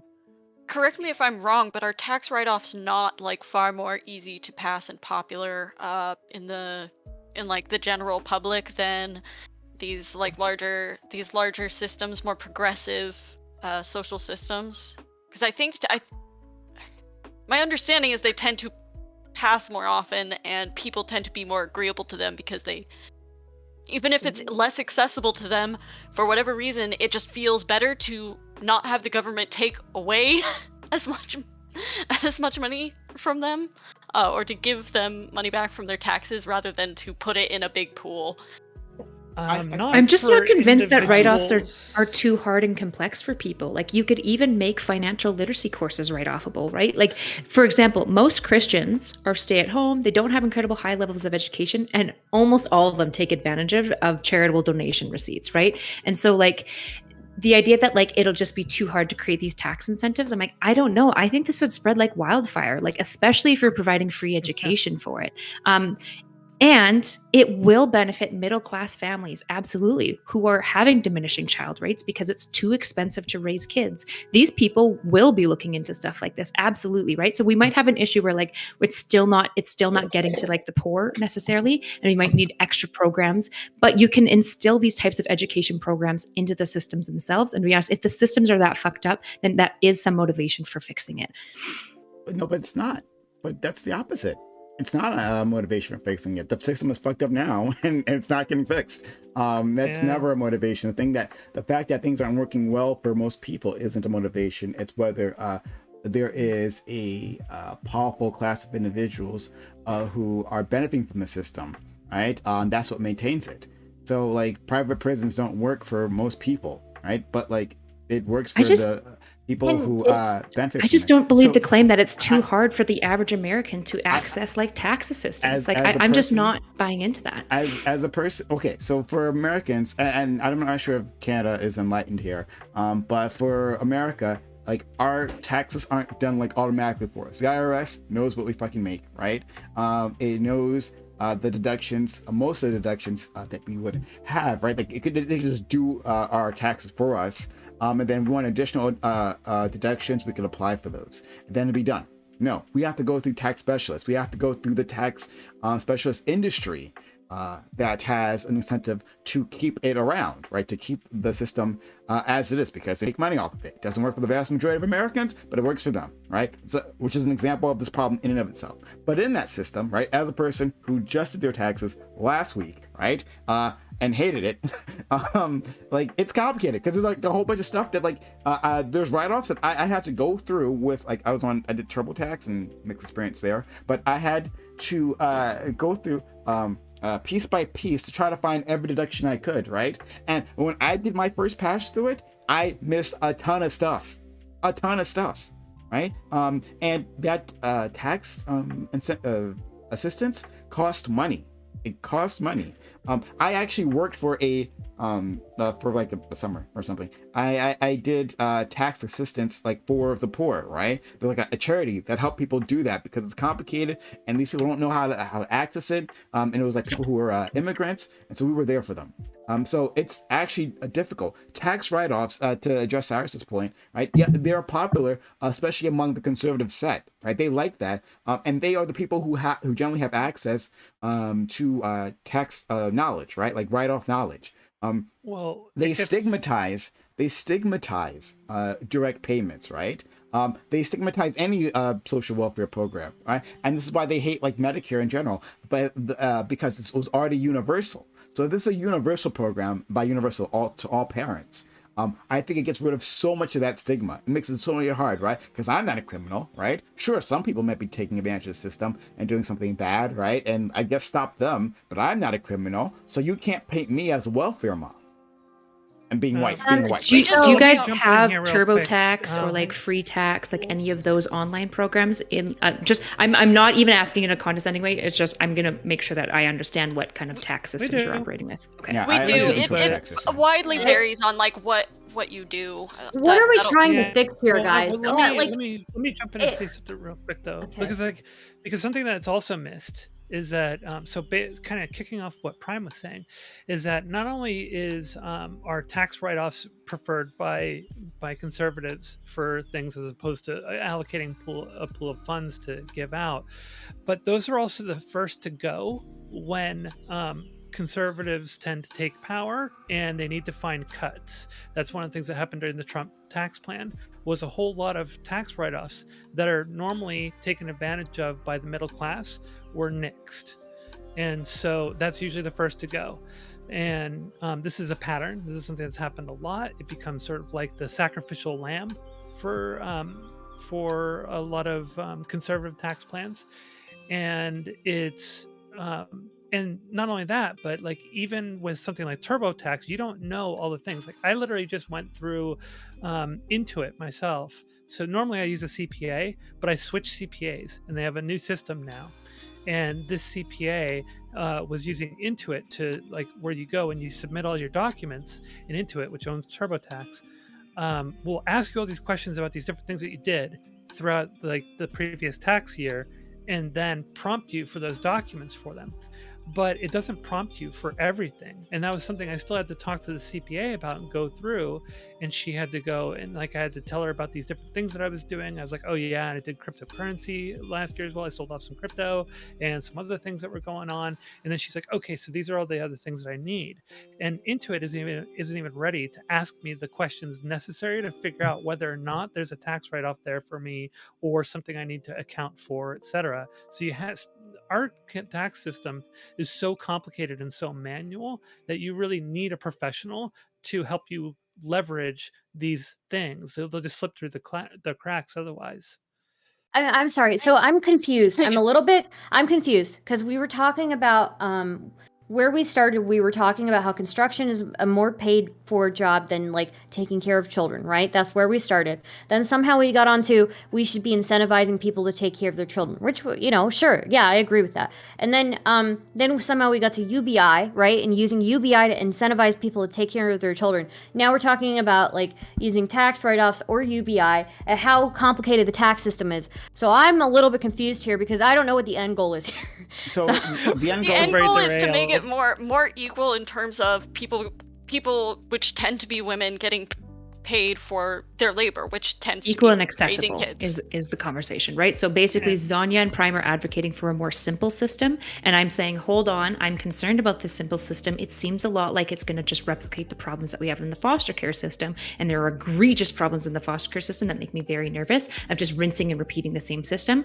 And so I agree with them as far as like a simple thing is always going to be easier to implement and more accessible for everyone, right? My concern is that the simplicity is going to, like, the people who are going to pay the greatest cost for the simplicity is going to be really young children who do have parents who are motivated to just get more money by having more kids, but aren't taking super great care, which is why I want tax systems that motivate good parenting and rewards good parenting specifically, rather than just paying people per kid. Why do we need something that maybe. Well, why can't we just acknowledge that like construction work is like a very labor intensive job, and that like why can't we just be okay with that being paid a little bit more? No, it's I'm not okay that. with it being paid more. I would just like a very base level of that anybody who has kids or doesn't have kids is going to be able to like survive. Okay, so like you're talking about like being able to take care of kids at a young age when not both parents are taking care of them or things like that, or like being able to afford things like diapers, things like that. Yeah. Okay. So like, what if there were discount like services for like essentials? Yeah, I mean, I think like maybe a voucher system could work. Like we have like food stamps already. It would be nice if we could just expand that system to include a lot more. Like we already have food stamps, we have WIC. It would be nice if we could expand that system, since it is already like a larger thing that exists. So it's going to be harder for people to come in and like mess with it, like just yoinking those tax write-offs, as Zonia was saying. I don't want to act like it's the same thing. I don't want to act like a construction working job and like staying home with your kids all day should be paid the same. I don't. I disagree. Hold on. I disagree. I disagree. Okay, I was confused. I disagree with this because I'm not. But I was just confused. I just want it. Wait. Tired of hearing women talk. Lily panel. Let women talk. Let women talk. Go ahead, Sawdust. No more mansplaining. Okay, Cyrus, I'm not trying to say that you guys are trying to say that we should be paid, that construction work and like childcare, taking care of your kids should be like paid the same. I was just confused, like, because we went in so many different directions. We've gone so far off the like original point of the topic. I have no fucking idea where we are right now. So I just needed to be steered back on track. So thank you for doing that. I just decided I went off something our friend Erudite she said something earlier, and I thought it was an interesting thing, and I jumped off from there. That's what happened when I first came in. And yeah, so okay, so in terms of like I disagree that saying that like, well, construction is just so much more valuable. No, raising kids is literally the most valuable, right? Like those people, the construction workers, were all children raised by mothers, right? And if you have that traditionally lower class job, then your parents were working class as well. I don't right? want to say that it's more class. valuable, but I want to say like I'm a market socialist. Valuable. I'm not. What? Well, I do think it's more valuable. I just think it makes sense that we pay more for construction because of how labor intensive it is. But as far as like value to society, obviously like taking care of children is much more valuable, right? So yeah, I'd say like we good do have to infrastructure is like similarly valuable. It's hard, this is the problem with like taking care of children is it's really hard to quantify, right? At least with a construction company, when we're paying them, we have certain standards that we uphold, right? So when we're paying them certain amounts, it's broadly decently quantified, right? Like if your building falls apart, you can tell, right? If you have a worker who's not doing so, you can quantify these things. But like raising good kids is really difficult and becomes really political because raising a good kid when you're a Sikh family looks different than if you're like a secular atheist family versus if you're like a newly immigrated family as well. And so like, I don't know, these, like, this is why I think it's a really important conversation. I just don't want to be like, I don't want us to be like super reductive about it. So Erudite, so the point that I was just trying to get across is that Zonia, like she made a perfect retort, right? She talked about how these things can be dismantled. How tax incentives can be gotten rid of, right? Now, I'm for what you're talking about. All those write-offs, fuck yeah, right? Twitch does not take any of your tax withholdings, right? It doesn't do that. It doesn't do that for you, right? So you have to do that all at the end, right? And I know because like you get a little bit out of your paycheck every time, right? So it's hard for you to notice how much you're paying in taxes. I know how much I'm paying in taxes, right? I have to pay it all at once, and it's not with my work, but yeah, like with my contract work, I actually have to pay the same. Oh, I was like a Twitch, so I'm familiar with that. Yeah, I wasn't talking to you. I was talking to the audience at that point. Okay, fair enough. But anyway, but yeah, so like I get it, right? So if you're talking about tax write-offs, yes, let's do it. I'm loving it, right? Good idea. But to dismantle the system that Zonia and I are talking about would be a lot harder. First of all, a check, right? Getting a check per month. People are going to notice that, right? You can't just disappear that into the night. And then people don't remember, like, oh, wasn't I getting a deduction last year? I mean, I guess I remember. I don't see a place in TurboTax to do this. Like, maybe I'm missing it. I don't know, right? No, if your check that's coming in monthly for your children is either decreased or eliminated altogether, yeah, everyone's going to know that. And there's going to be a political uprising. It creates a robust system, which is exactly why Republicans would never want us to do it. Because it would be that popular. And in terms of someone abusing it, people abuse every system. All of them. So I'm not concerned about bad actors. I mean, I am concerned because this will be affecting children. Of course I'm concerned. But like, I'm not concerned that there will be bad actors. There will absolutely be bad actors for everything that we do. So that's not a problem. And then just finally, the expanding food stamps, I think is like a bad idea because it's super stigmatized already. And it's already a system that's already been attacked. I think if we create a separate program, it just politically it'd be easier to do that. And then maybe dismantle that old system. And just have that the UBI, and then maybe on top of that the parent thing. But WIC does the same thing currently. I don't know how often that's been attacked, but I mean, like, aren't we talking about how easy it is for these things to be attacked and dismantled? Like, if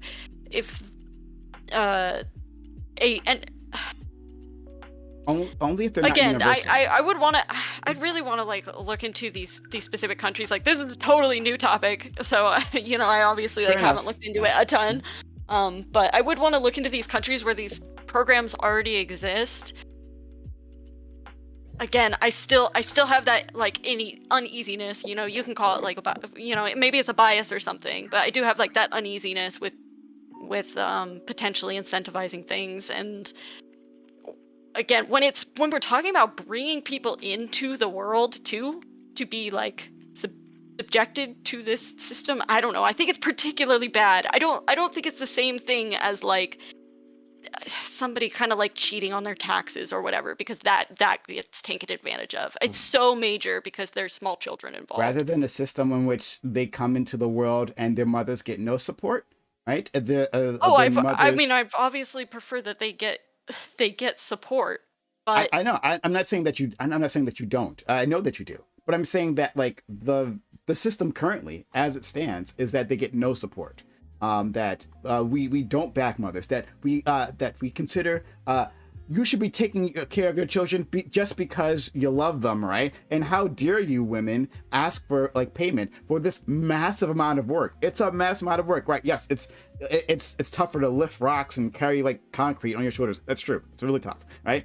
Physically it's tougher, but like emotionally, mentally, and all that stuff, right? That we just expect women to do, and we put no value at all, no monetary value. When if you had outsourced, and which many people do, outsource that labor to someone else, childcare is really fucking expensive because it's really hard. It's really valuable. So why not just give that to mothers, make it easier for them to raise their kids, give them support? I'd so much rather just... I know that we started on kind of like the principle of this thing, of women getting paid for this type of labor, but I do ultimately care more that everybody has like this base level of income, and that children have like a safe environment to grow up in through like universal basic income, and not incentivizing people to have kids accidentally. Amanda? You're muted. Brilliant. Wow, she is just like, Also, hi, Amanda. The best points, nice to see Amanda, you have. All of them are amazing. You're muted. Amanda, you're muted. I'm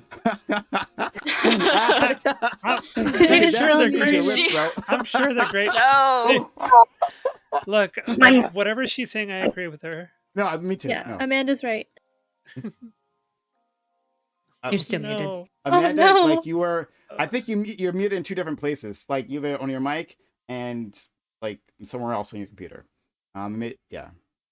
Try it again. Your mic is broke. Okay. We will get. It's actually just Prime silencing women button. again. I didn't do it. Prime did it. She's gonna get a new mic. She'll be right back. I don't know how much more we want to pull teeth over this, because it feels like basically the major discrepancy is I'm not opposed to any system that makes parenting our kids easier and better, because I think we're all agreeing about that. I'm concerned about a system that incentivizes bad actors when those bad actors specifically impact young children the most. That's my main concern, right? And so I'm really open to hearing ideas about how to minimize those concerns. I'm also open to research of being like, hey, I know the foster care system kind of has this issue, but this is why it actually doesn't transfer over to this type of system because of X and X reasons, like they're having their own children and stuff like that. But it still might incentivize adoption and especially public open adoption stuff, right? So, but I'm open to hearing it, right? I think we're all actually on the same board. We're fighting over the finagly, which is I'm being I know it's more tricky, but tax write-offs are a little bit easier to control, and it's a lot better to guarantee that kids are being taken care of well than just moms are getting paid for having kids, or dads are getting paid for having kids, or families are getting paid for having kids, right? But I'm not hard and fast on this. I think UBI in and of itself is an idea that's pretty much in its nascence. And so I think improved forms of it are going to emerge, right? It might be the case that if you have people on UBI and are getting extra money per kids, you could assign them a social worker to check up on the kids to make sure that they're safe and healthy and well. So there's lots of ways that we can implement this to also mitigate certain risks. And I don't know. We can keep pulling teeth. I just I don't have the solutions. I don't have the expertise, and I don't have the data to Forget childcare. Forget childcare. Put kids into the mines.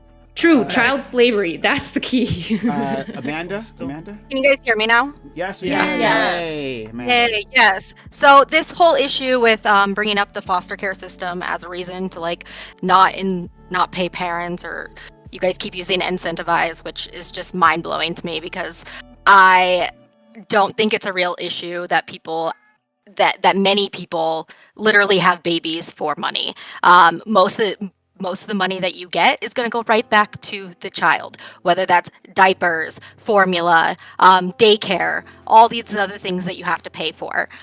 Children are expensive, but the whole foster care thing is literally has to do with checks and balances and making sure that people that are fostering children are doing it for the right reasons. So I don't understand why we are tying the issues with the foster care system into this at all.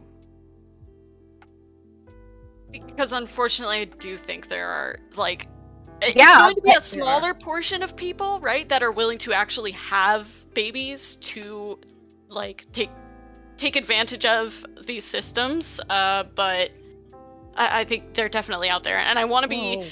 I don't want to be, like, pushing super hard, saying, like, people are definitely going to do this, but it gives me pause. It makes me nervous.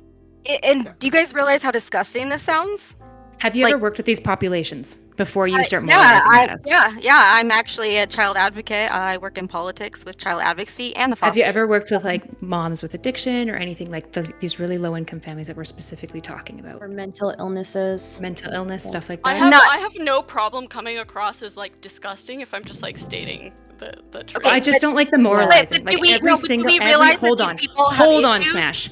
Every single person here wants to see kids' lives improved and moms' life improved. So the moralizing at us for no fucking reason is really obnoxious, especially when like all of us want to find solutions for moms and kids to live better lives and dads and parents and all this shit, right? The idea that like some people won't be incentivized by money to have kids is just not really borne out. Like we do see this. Is it going to be the rare actors? Yeah, it's going to be less common than others, but to just be like, it's so fucking disgusting even talking about this. It's like, this is just a reality of things that we have to contend with. We're not sitting here and saying like that they're even evil people, but it does raise concerns of if you're getting a check and it's not going back to the kid, that's a problem that we do have to address with a system like this. The way that you guys phrase things does matter. So like, let's make sure that we're not sitting here demoralizing a whole entire population of women based on a small group When of to people. do that. Hold on. Let's not sit here and say that people don't deserve something because of a small group of people. Don't sit here and say that you want to see No one said children. this. When did we do You're that? arguing When with did an we do argument that? that's never been said. Let me finish Nobody's what I'm taken saying. the argument. When did we do that? One at a time. You're arguing against the bunch of shit that nobody's saying. I don't know what to No, tell you literally just said you want to see a whole bunch of people or children taken care of and well off, but yet you're throwing around a small minority of people in order to stop that. A No, we're not trying- minority. Who are we Sorry, dehumanizing? Ganga. And how are we specifically do that? Give me verbatim examples. Well, or at least a gist did you of just what I ask? said. Give me a just example of how the people in this panel have been dehumanizing individuals. If you're going to You guys are acting like people have children just for money. I've like heard of that multiple times. because did you? people in the There's- foster care system do that. We know that. We do have these issues. We in the also foster care have system. people who have addiction. We have parents with addiction who don't spend the money in the most wise ways, not because of of any fault of their own, but because they have an illness, right? We've got people with mental illness who also don't spend money in ways that are productive for a child because of mental illness, not because of some Okay. moral failure on their I- part. I this at do all. want to be careful about that kind of phrasing or framing that, but this is something that is known as a problem with the foster care system, where you do have in certain foster families that are known for effectively just taking in a bunch of kids, providing the minimal amount of care so that they can get paychecks from the government for doing so. And so that is a Yeah. problem. The question is, how significant of a problem is it? And if we did institute something like this, is it truly going to significantly increase that particular problem and create a bigger issue? Or is there a way that we could regulate that to circumvent the problem if it's going to introduce the problem more? I've Yeah, also so my expressly said if problem- the data comes out that isn't a concern and it isn't happening, that's fucking great. I'm for it. I'm just levying the question because I think it's worth asking. So I think it's okay to ask it. I know where Amanda's going with this, and this is the exact same feeling I had. So I don't think you guys are moralizing. I don't think you guys are trying to do that. So So we I'm weren't from being that. disgusting people No, by asking I- these I questions. didn't call you guys I don't- disgusting. I know. said it You said the sounds way that we were disgusting. The talking way about that it you were was- wording yeah. sounds disgusting. It does. I don't like the rhetoric either. And this is what I was going to attack was the rhetoric, because everything you're saying It's exactly what Republicans say, right? When they're attacking social safety nets, right? Those people over there are the ones who they're drug addicts, right? They're gonna waste all this. They're using it to like buy fast food. They're like Cadillac moms, right? The Cadillac welfare queens. Like this is all their talking points. Every single bit of it. Now, I don't think you guys are trying to like be bad faith or anything. I'm making very sure about that. But this is exactly what they say, right? And then they use that as an excuse to never actually do anything for moms in general, right? And so if we propose this system, this is exactly what would be said, right? Like this, so like on the floor of the house, right?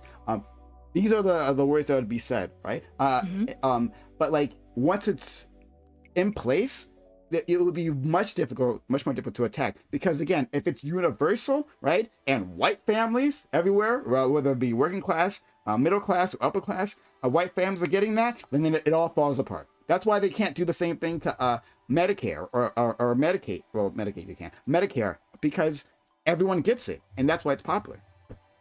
But so just because the conservatives were...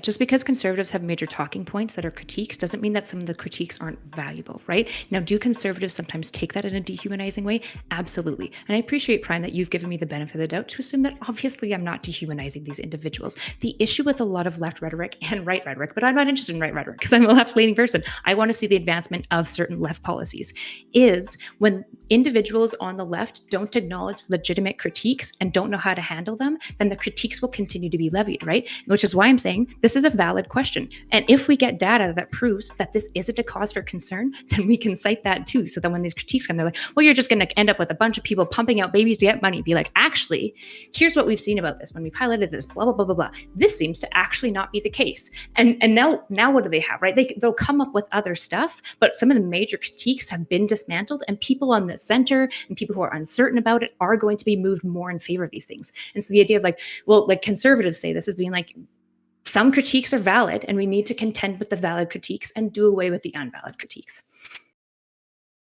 Yeah. Instead of criticizing a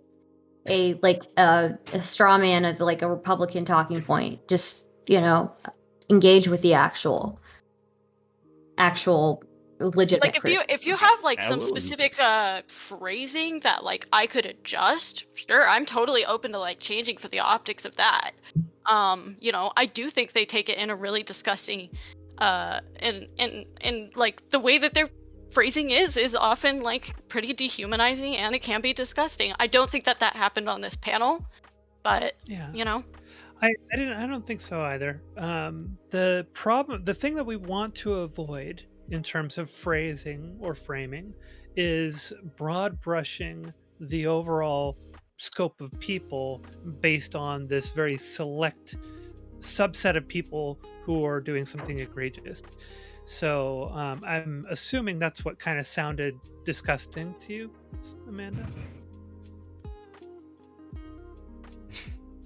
More mic issues. Shit. She's working on it.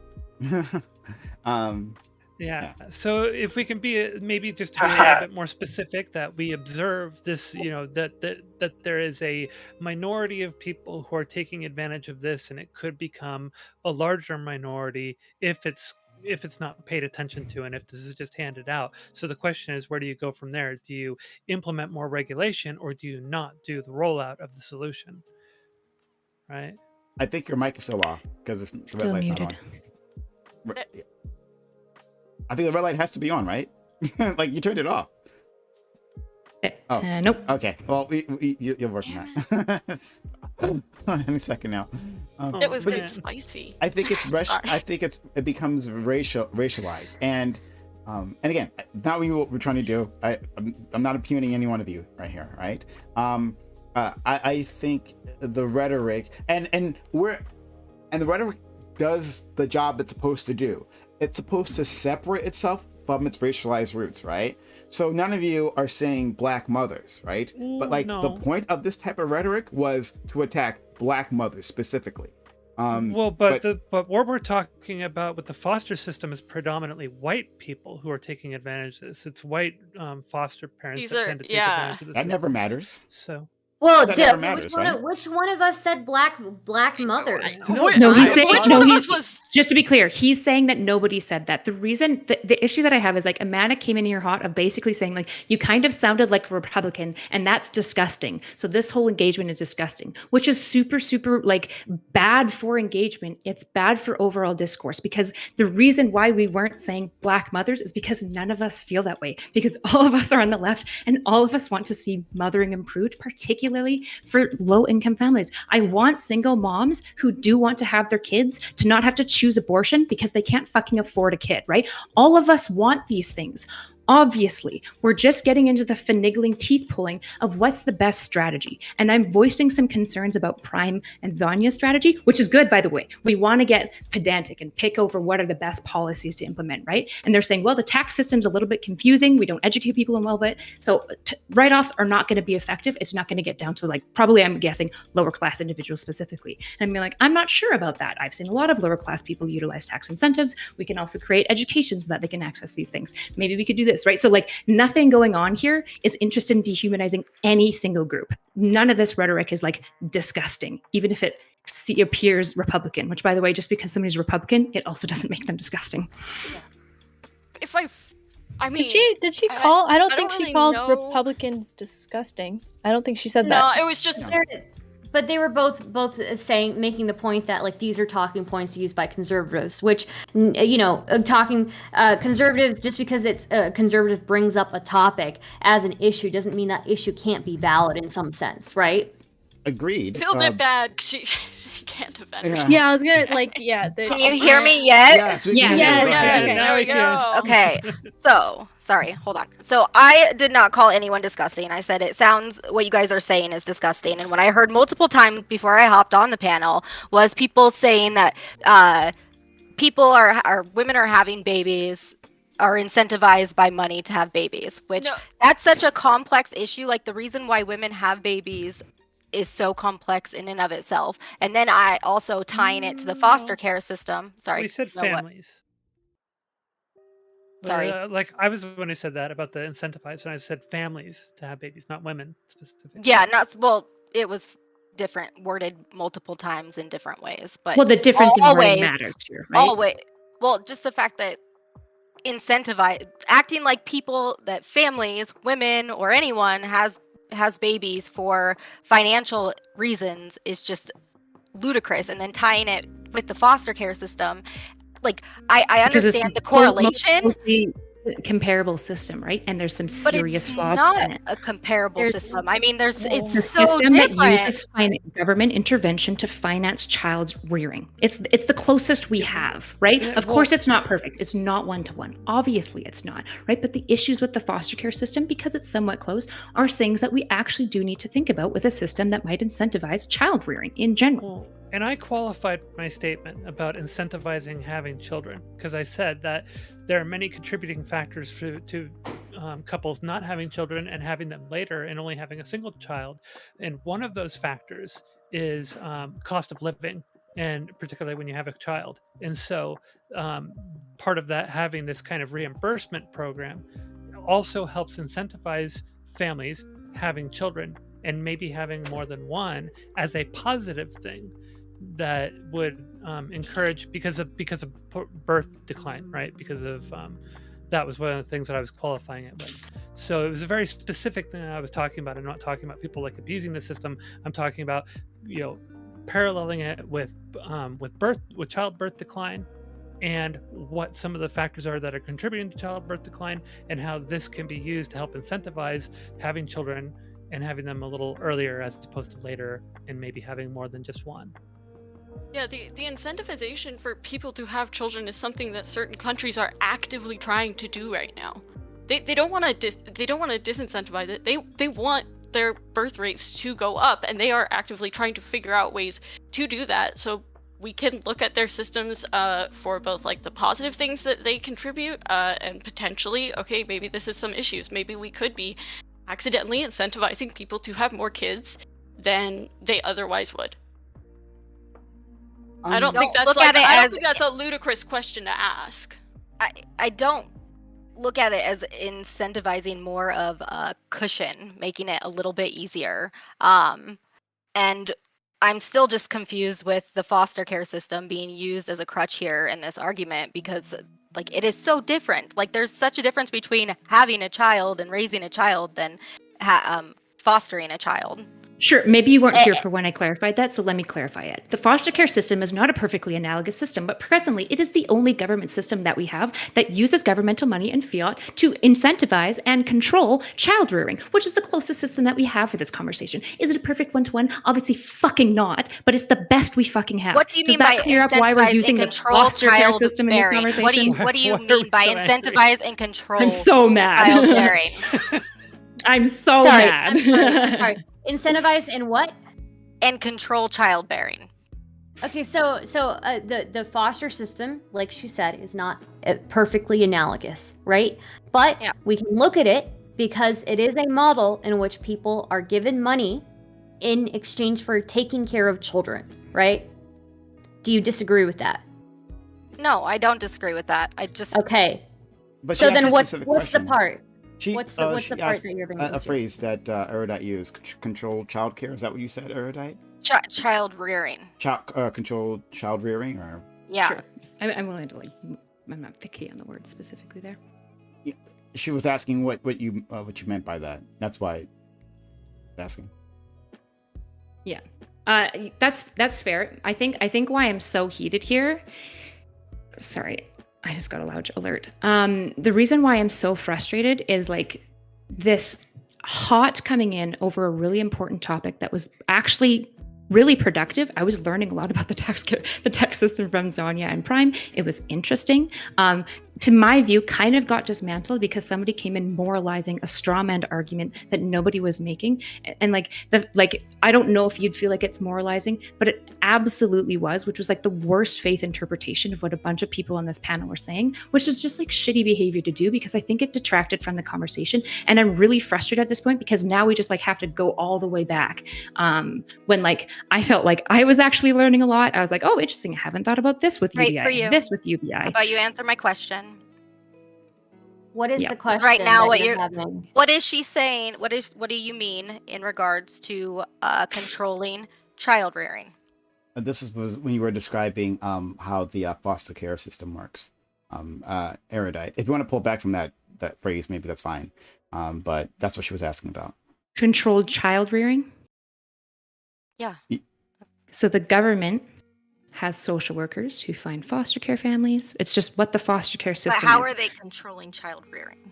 Because they're finding families to take in children. They are removing children from families who can't take care of them. They're placing them in new families who they pay to rear those children instead. And they have social workers managing the whole movement of that, who are government workers, and controlling which parents can keep their kids, which parents are required to do which things, right? It's an incredibly controlled process. Like it is controlled child rearing, and there's tons of problems within it.